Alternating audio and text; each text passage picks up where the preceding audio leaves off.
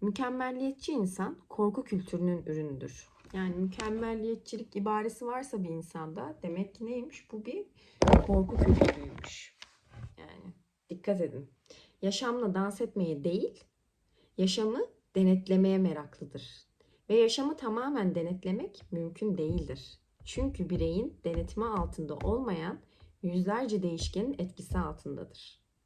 Mükemmelliyetçi insan her şeyi ve herkesi denetlemeye çalıştığından huzur ve şükür duygusuna kavuşması zordur.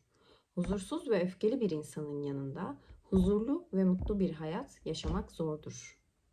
Ya, ahenk huzurunuzu